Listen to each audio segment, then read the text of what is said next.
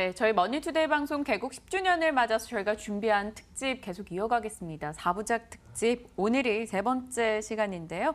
메리트 자산운용 존리 대표님 모시고 또 우리 전체적인 증시와 그리고 금융 자산을 어떻게 꾸려 나가야 하는 것인가에 대한 고민을 나눠보도록 하겠습니다. 인사 나눌게요. 대표님 어서 오세요. 네, 안녕하세요. 네, 안녕하십니까.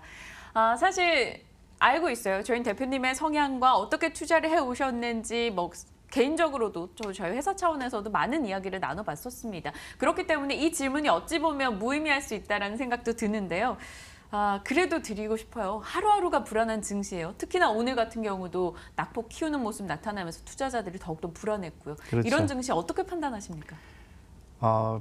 저는 이제 펀드 매니저 생활을 거의 25년 했잖아요. 이런 경우 굉장히 많았고요. 그래서 특별히 요새가 일어나는 게 제 경험상 그렇게 특별한 일은 아니라고 보고요. 항상 이렇게 되면 이제 패닉이 오죠.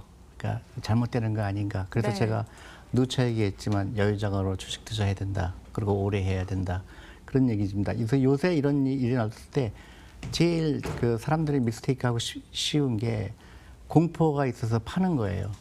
그리고 더 떨어질 것 같으니까 일단 팔고 다시 사자. 이제 그런 사람들이 되게 이제 마켓 타이밍이라고 합니다. 시장을 그러니까 일단 돈을 빼고 나서 다시 사자. 이제 그런 게 가장 실수를 하는 건데요.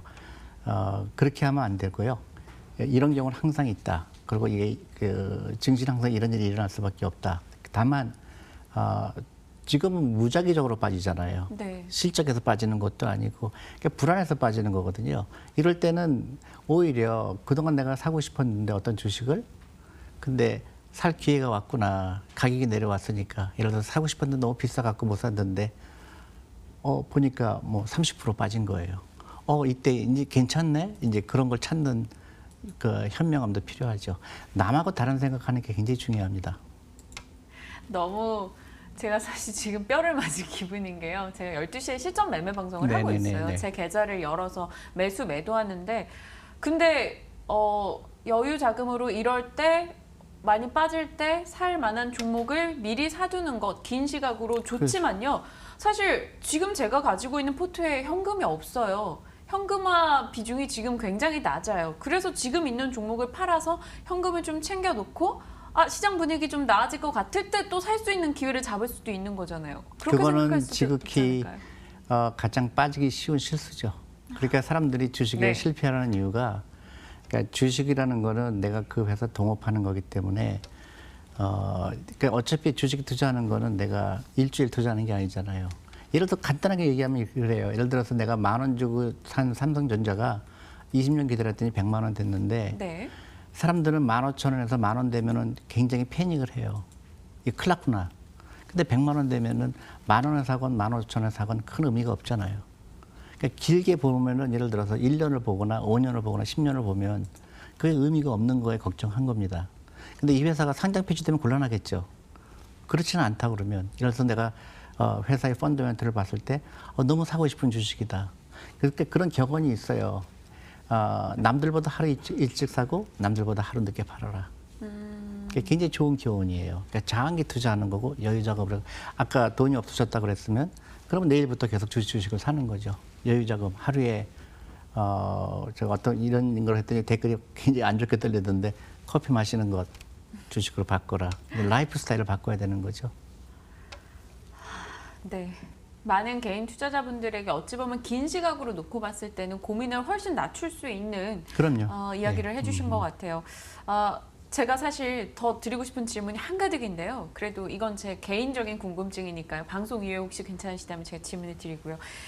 저희가 준비한 이야기들을 좀 해봐야겠죠. 벌써 세 번째 시간입니다. 대표님을 모시고 이야기들을 나눠가고 있는데요. 지난주에는 노후 준비의 중요성과 또 완벽한 노후 준비로 부자가 되는 노하우 이런 쪽에 초점을 맞추셔서 이야기를 해주셨어요. 오늘의 주제는 무엇일지 확인을 좀 해보겠습니다.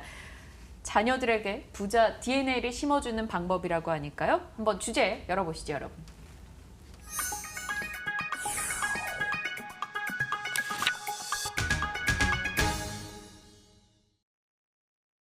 자녀의 부자 DNA, 저도 앞으로 이제 아이를 낳고 키워 나가야 되는 나이 아니겠습니까? 그러다 보니까 좀 궁금해지기도 하는데요. 보통 어른들이 생각하는 성공, 그간 저희 부모님 때에서 생각했던 성공은 좋은 대학 가서 좋은 대기업에 취직해서 안정적인 혹은 뭐 전문직이 되는 것 이런 거잖아요. 그런 쪽에 얘기를 해주시는 거예요? 아니면 자녀에게 어떤 식으로 이 부자 DNA를 심어주시는 거예요? 그러니까 지금 말씀하신 거죠. 그러니까 공부 열심히 해서 좋은 성적 받아서 좋은 대학 가서 좋은 대기업에 들어가서 가장 부자 되기 어려운 길이죠. 그래요? 주위에서 왜요? 그렇게 해서 부자 된 사람 있어요? 그래도 저보다는 대기업 다니면 연봉 높다. 아니요. 이제 더 꿈을 크게 가져야 되죠. 예를 들어서 정말 부자들. 예를 들어서 뭐 금액을 어떻게 얘기하기는 좀 그렇지만은 예를 들어서 뭐 저 친구가 뭐 보면 100억이 있대, 1000억이 있대. 그 정도의 꿈은 있어야 되잖아요, 우리 아이들이. 그 정도 주변을 둘러봤더니 사업한 친구들. 그렇죠. 공부 잘하는 공부를 사람 막 잘하지 않았어요. 당연하죠. 네, 그 그래서 친구, 그게 네. 뭐냐면 자녀들을 정말 부자대로 그런 큰 꿈을 갖게 해라. 그게 불가능하지 않다는 거예요. 그게 이제 DNA죠. 그리고 과감하게 라이프 스타일을 바꿔야 되고 꿈을 다르게 가져야 되는 거죠. 근데 한국 교육은 적당히 살다가 적당히 그냥 안정적으로 살다가 그런 교육을 시키고 있어요. 똑같은 교육을 시키고 있죠. 그러니까 그게 저한테 너무 안타까운 거죠. 지금 화면에 최악의 교육관이라고 나온 지금 저희 교육 환경을 저렇게 네, 표현해 네, 주신 네. 거예요? 어떤 면에서 그렇게 생각하세요? 그러니까 아이들은 많이 재워야 돼요. 그래서 상상력이 커야 돼요. 그죠? 근데 한국은 아이를 재우지 않고 학원에서 기계를 만드는 교육을 하잖아요. 그럼 그 아이가 창조적인 생각을 갖지 못하는 교육을 받으면 그 아이가 경제적으로 성공하기가 굉장히 힘들어요. 근데 진짜 좋은 대학 가서 좋은 대기업 가서 그것도 그게 큰 건 아니지만 그나마 그거 하기 위해서 경쟁률이 무지하게 높잖아요. 네. 그리고 거기에 왜 내가 우리 아들, 딸들이 거기에 몰두해야 될까 한번 생각할 필요가 있죠. 그래서 제가 제일 먼저 해야 될 일은 사교육을 끊어라. 그걸로 주식 투자해라. 정말로 중요한 얘기입니다. 너무나 많은 사람들이 얘기하는데 그거를 그 실감이 안 나는 거예요. 예를 들어서 제가 외국 투자가들한테 한국 주식을 사라고 한국 주식이 굉장히 쌉니다. 네. 근데 외국 사람들한테 주식을 투자하라 그러면 제일 먼저 이 그래프를 보고 한국에 투자 안 하겠다 그래요. 지금 화면에 나오는 네네. 이거요? 젊은 사람들이 25%가 공무원 하겠다는 나라는 투자하고 싶지 않다는 거죠. 저도 사실 공무원 되면 편하겠다라고 나이가 드니까 그런 생각이 들어요. 연금이 나오고 안정적이니까요. 그럴 수 있는 거 아닌가요? 그렇지 않죠. 가난하죠. 그래요. 왜냐하면 돈을 안 가르쳐서 그렇죠. 부자가 되라고 왜 얘기를 안 하죠? 제가 너무 답답한 게 한국에서 많은 강의를 가면 대표님은 돈을 이렇게 좋으세요? 그 질문이 너무 이해가 안 가는 거예요. 그래 돈 싫어하는 사람 있나요? 없죠. 근데 자기도 모르게 그렇게 세뇌가 된 거예요. 돈을 멀리해라. 돈이 중요하지 않다. 그 결과 한국은 비참하죠. 그러니까 65세 이상 빈곤율이 50%가 넘고요. 대부분 돈이 없고 그 어렸을 때부터 충분히 가능하거든요. 미국의 워런 버핏을 그대로 따라서 하면 돼요. 워런 버핏은 11살부터 주식에 투자했어요. 그리고 끝까지 갖고 있었던 거예요. 오늘 같은 날 굉장히 어렵죠. 와, 주식이 큰일 났구나. 아무것도 아니에요. 10년, 20년을 보고 나면 그중에 하나의 그냥 지나가는 거예요. 오히려 싸게 살 기회를 주죠. 근데 이런 얘기하면 사람들 기분 나빠요. 나는 이미 투자했는데. 근데 조금 더 길게 보면 올라가게 돼 있어요. 대표님 근데 이게 외람된 질문일 수도 있는데 사실 그런 거 있잖아요. 서울대 간 친구한테 공부 비법을 물어보다시피 대표님은 그럼 대표님 스스로 생각할 때 내가 부자다라고 하실 만큼 버셨나요? 그거는 다 상대적이죠. 네, 그렇지만 노는 준비가 돼 있죠. 확실하게. 네. 근데 대한민국의 제 친구들, 내 주위 사람들 대부분 90% 확률로 노 준비 안 돼 있어요. 하긴요. 네. 저희가 OECD 국가 중에 노인 빈곤율 1위라는 예, 그러니까 제 보도도. 친구들 이제 은퇴하고 그런 친구들 보면 다 돈으로부터 걱정하죠. 그래서 내가 얘기하는 거는 왜 어렸을 때부터 준비를 안 했냐. 그러니까 아까 얘기했듯이 하루라도 먼저 주식을 사고 하루라도 늦게 팔으라는 게 그런 겁니다. 여유가 있는 거예요. 그러니까 월급의 10%. 아니면 내 라이프 스타일. 제가 많이 얘기했지만 차를 팔으라는 얘기가 그거죠. 차를 사면은 한 달에 80만 원 돈이 나가는데 그거를 투자로 바꾸면 완전히 다른 라이프가 되죠. 좋습니다. 그렇다면 아이들에게 뭐 저희는 못했다 하더라도 우리 아이들에게 이런 금융 DNA, 부자가 되기 위한 DNA를 심어주기 위해서 어떻게 해야 되는 걸까요? 돈을 가르쳐야 돼요. 돈? 네, 그러니까 미국의 유태인들이 그렇게 합니다. 저녁 먹을 때 아이들하고 돈 얘기하는 거예요. 엄마는 월급이 이 정도고 아빠는 월급이 이 정도인데 어떻게 할까? 앞으로 우리 노후 준비도 해야 되는데 애하고 의논하는 거예요. 네. 그래서 그러면 아이가 우리 집이 이렇게 돈이 많은 집이 아니구나. 그럼 방학 동안에 나도 돈 좀 벌어야 되겠네? 미국의 빌리언웨어들 다 공통점이 딱 한 가지가 있더라고요. 어떤 거요? 중고등학교 때 돈을 벌어본 거예요. 근데 한국은 어떻게 교육을 하냐면 너 돈 걱정하지 마. 엄마가 다 해줄게. 공부만 열심히 해. 그게 최악의 교육이에요. 그러니까 학원에서 밤 11시, 12시까지 애를 잡아놓는 거죠. 그럼 그 아이는 만약 그 아이가 좋은 대학교 못 가면 어떡하죠? 실패했다고. 실패했다고 하죠. 네. 그걸 루저라고 얘기하죠. 그 실패한 아이가 아니에요. 걔는 공부가 취미가 아닌 것뿐이에요. 그러니까 걔를 부자로 만들려면 걔가 잘하는 게 뭔가 그걸 가르쳐 주는 게 필요해요. 만약에 걔가 발레리나가 되고 싶은 애한테 공부하라 그러면 그거 끔찍하지 않아요? 한국이 그런 교육을 하고 있는 거죠. 모범생이라는 그러니까 공부 자체에 가둬두지 말고 아이가 할 수 있는 여러 가지 가능성을 어릴 때부터 열어주고 금융에 대한 인식을 많이 심어줘라라고. 돈을 중요한 걸 가르쳐 줘야 돼요. 돈이 중요하다는 그래서 우리 삶에. 저희가 하도 답답해서 주니어 투자 클럽을 만들어요. 그래서 어렸을 때부터 주식 투자하는 거를. 네. 그게 이제 그렇게 직접 해야 되겠다. 애들한테 가르쳐야 되겠다. 그러니까 아드님도 혹시 그럼 주식을 하고 계신가요? 하고 있죠. 성과가 나름. 아니 안 물어보죠. 걔 돈이니까. 대신에 확실하게. 걔한테 돈을 안 주죠. 그럼요. 한국의 가장 큰 문제가 부모가 자식한테 해주려는 게 너무 많아요. 근데 걔는 돈을 안 벌어봤기 때문에 또 걔는 경쟁력이 없어요. 그러니까 이게 비셔스 사이클이라고 그래요. 그러니까 악순환이 연결되는 거예요. 애들은 돈을 벌어보지 않았기 때문에 돈의 중요성을 모르고 부모한테 의지하게 되고 부모는 해줘야 된다고 생각하는데 돈이 없고 그러다 보니까 계속 악순환이 되는 거죠. 그러니까 계획이 없는 삶을 사는 거죠. 그럼 아이가 만약에요 주식을 해요. 지금 이제 주식을 하고 있어요. 그런데 이렇게 오늘처럼 뭐 2%, 뭐 최근처럼 급락하고 장이 이렇게 변동성 심해서 애가 돈을 잃었어요. 100을 갖고 있는데 지금 한 10만 원이 됐어요. 그럼 이 친구 입장에서는 주식 위험하네. 안 해야지. 이렇게 생각할 수도 있는 거잖아요. 그러니까 교육을 시켜야 되죠. 그러니까 그것도 배우는 거죠. 워런 버핏이 버크셔 하더웨이라는 회사 이름이잖아요. 네. 그게 자기가 첫 번째 산 주식이 실패한 케이스예요. 실패로부터 배우거든요. 주식은 이렇게 하는 게 아니구나. 그리고 장기 투자하는 거구나. 그런 걸 배우게 되는 거죠. 근데 그걸 전혀 안 해본 애하고 그걸 해본 애하고는 그 경쟁력이 엄청난 거죠. 이게 너무 어려운 것 같아요. 사실 대표님 얘기를 듣고 이렇게 해봐야지라고 생각은 들면서도 한편으로는 제가 나중에 아이를 낳았고 그 아이를 사교육을 시키는 주변을 봤을 때 내 아이는 학원에 안 가고 집에서 뭐 주식 투자를 한다던가 뭐 이렇게 하는 것을 과연 가만히 보고 있을 수 있을까? 그게 이제 미국에서도 생각? 그거를 그 금융 문맹이라고 얘기하거든요. 네. 그래서 그거를 전염병이라고 표현을 해요. 네. 에피데믹 디지스라고 표현을 해요. 그러니까 한 사람이 한 어머니가 잘못된 경제 지식을 가지고 그 옆집 어머니한테 옮기는 거죠. 한국은 그게 너무나 중증이 걸려 있는 거예요. 좀 심하게 얘기하면 미국은 금융 문맹률이 약 50% 되는데 한국은 98%예요. 교육을 많이 받을수록 문맹률이 높아요. 그러니까 너무 답답한 게 그런 거죠. 그러니까 사교육을 해서 우리가 공부 잘해야 경제 독립을 이룰 수 있다는 잘못된 금융 지식이 온 나라에 퍼져 있는 거예요.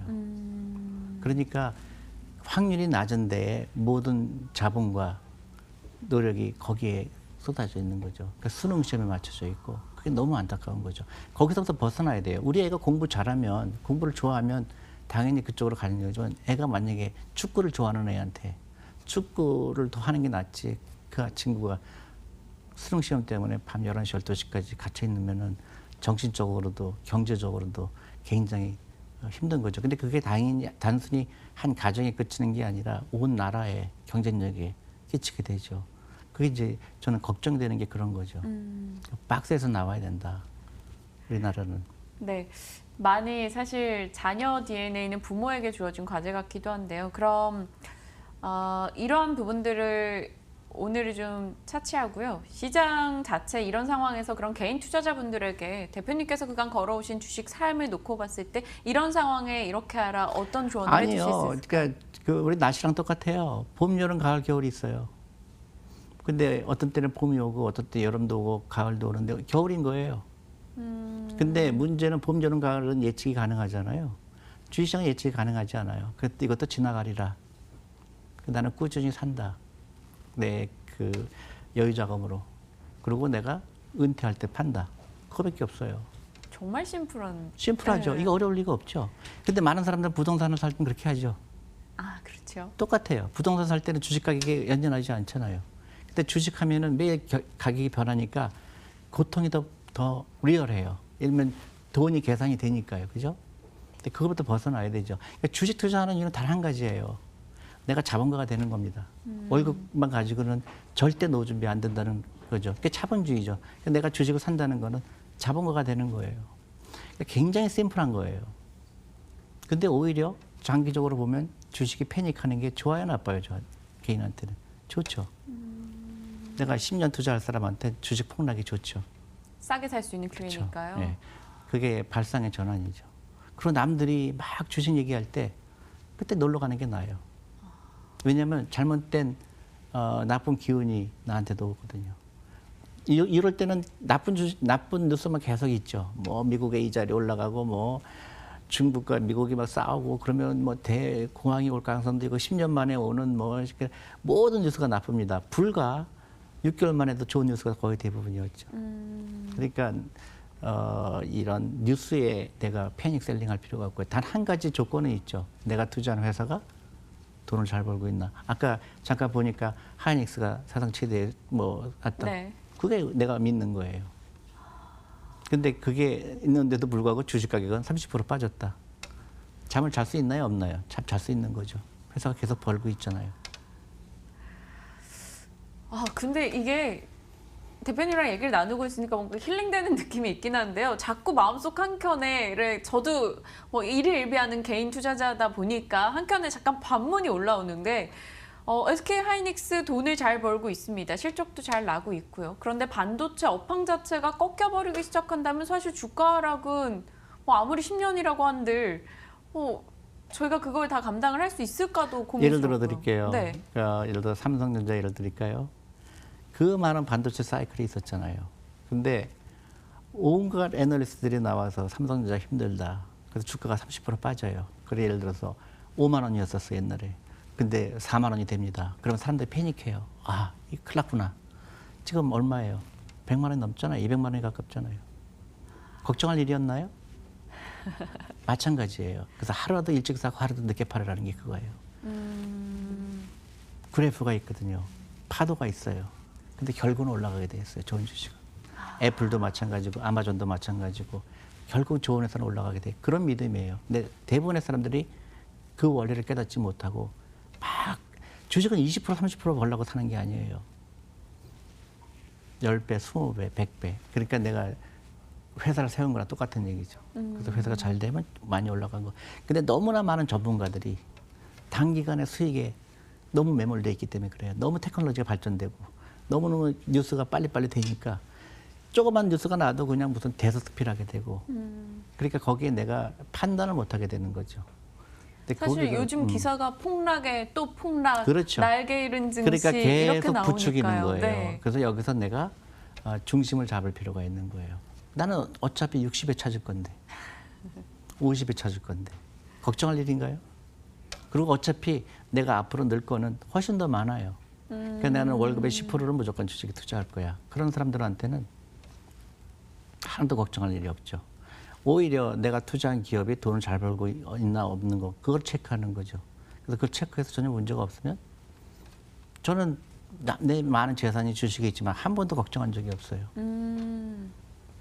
그 회사가 돈을 벌어준 적 내가 버는 게 아니거든요. 그러면 내가 투자한 회사가 돈을 벌고 있는지 안 벌고 있는지 그게 중요한데 사람들이 시장에 따라서 자기가 벌려고 하잖아요. 많은 사람이 저에 대해서 또 그러면 또 화가 날 거예요. 이미 내 투자한 걸 어떻게 할 거냐. 제발 좀 그런 생각을 버려야 돼요. 정말로 제대로 된 투자 철학이 필요해요. 그간 자신만의 철학으로 주식시장에서 꿋꿋하게 큰 수익으로 이어오셨던 메리츠 자산운용 존리 대표님과 저희가 우리의 앞으로의 삶, 노후 그리고 자녀들의 삶을 바꿔가는 이야기들을 좀 해나가고 있습니다. 4부작으로 진행이 되고 오늘 세 번째 시간까지 이야기를 나눠봤는데요. 언제나 말씀을 듣고 따라해봐야지라고 생각을 하면서도 정작 하지 못했었습니다. 이번에는 꼭 저도 대표님처럼 좀 마음 편히 투자할 수 있는 방법을 잘 선택해 보시길 제 앞으로의 걸음 좀 지켜봐 주십시오. 내년에 한번 체크하겠습니다. 네, 매일 한번 체크를 해주세요. 저를 좀 압박을 해주시는 것도 좋을 것 같아요. 알겠습니다. 네, 메리츠 자산운용의 졸리 대표님과 함께 이야기 나눠봤습니다. 감사합니다. 네.